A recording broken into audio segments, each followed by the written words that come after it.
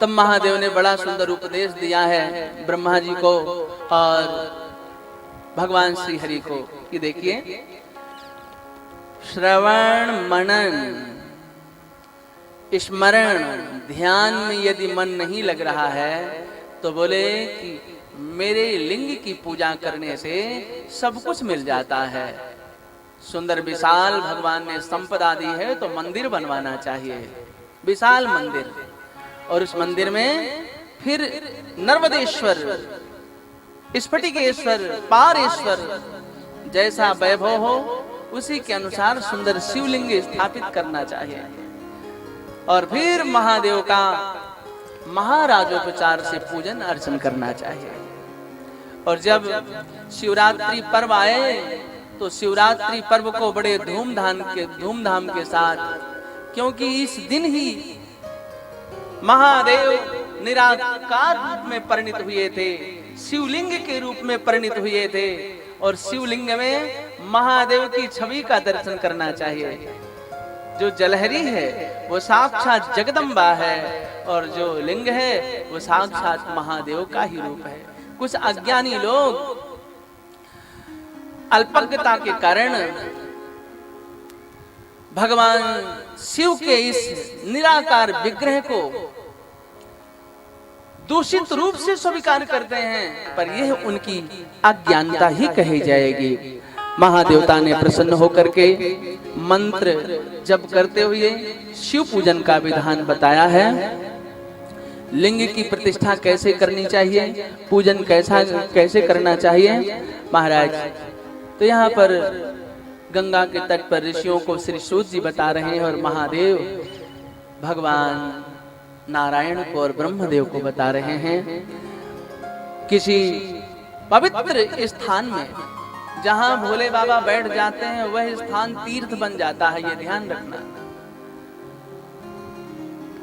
जिस जगह शिवलिंग विराजमान हो जाता है उस जगह सारे तीर्थ विराजमान हो जाते हैं। यहाँ पर भगवान शंभो स्वयं कह रहे हैं, शिव भक्त को चाहिए यदि मंदिर बनवाने का सामर्थ्य नहीं है तो मिट्टी के ही शिवलिंग बना ले और फिर उसमें पूजन सामग्री एकत्रित करके, अब ये नहीं कि एक एक पूजन सामग्री लेने के लिए बार बार उठ करके जाएं, अरे बेलपत्र नहीं है, बेलपत्र तोड़ने चले गए, फिर थोड़ी देर बैठे तो पंडित जी ने कहा पुष्प नहीं है पुष्प, तो फिर उठ करके फूल लेने गए। बोले जजमान जी चावल नहीं है, तो फिर चावल लेने गए। बोले नारियल नहीं है, अरे भैया पहले सारी सामग्री लिखवा लीजिए पंडित जी से और फिर सारी सामग्री एकत्रित कर लीजिए। जिस जगह पर महादेव का पूजन करना है उस जगह को सुंदर गौ माता के गोबर से लीप लेना चाहिए, पवित्र कर लेना चाहिए, स्थान का शोधन कर लेना चाहिए, सारी सामग्री इकट्ठी कर लेना चाहिए और फिर हृदय खोल करके महादेव का पूजन करना चाहिए बड़ी श्रद्धा के साथ। बार बार उठना ना पड़े, ये ध्यान रखना चाहिए। यदि मिट्टी नहीं है अपने पास तो यहाँ पर अनेक प्रकार के शिवलिंग बनाने का विधान बताया है। बोले पाषाण में कोई भी पत्थर उठा लो और उसमें महादेव का आवाहन कर लो, पर ध्यान रखना चाहिए जिसके शिवलिंग हो उसी धातु के जलहरी भी होना चाहिए। ऐसा नहीं है कि मिट्टी के शिवलिंग हैं तो जलहरी हमने तावे की रख ली। जिस धातु के शिवलिंग हो उसी धातु की जलहरी भी होना चाहिए। यहाँ पर कहते हैं मक्खन के भी शिवलिंग बना सकते हैं,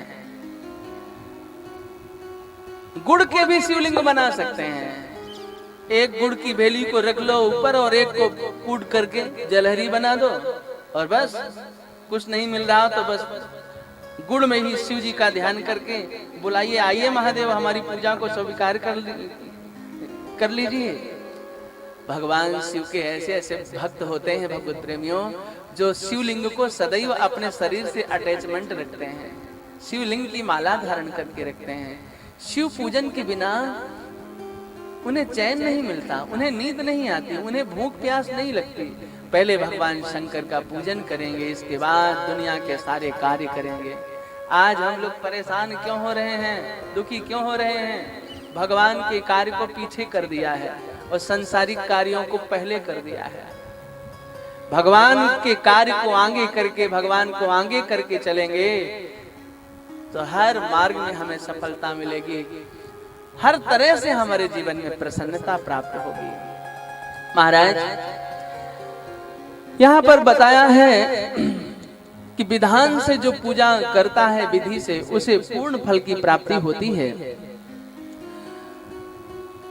दो तरह से प्रतिष्ठा की जाती है शिवलिंग की, एक चर और दूसरा स्थिर।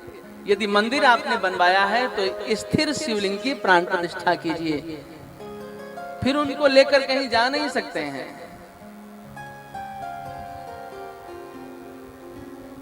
जैसा भगवान महादेव ने सामर्थ्य दिया है उसी के अनुसार सुंदर हीरा, पन्ना, मूंगा, मणि से उस मंदिर को अलंकृत कर देना चाहिए।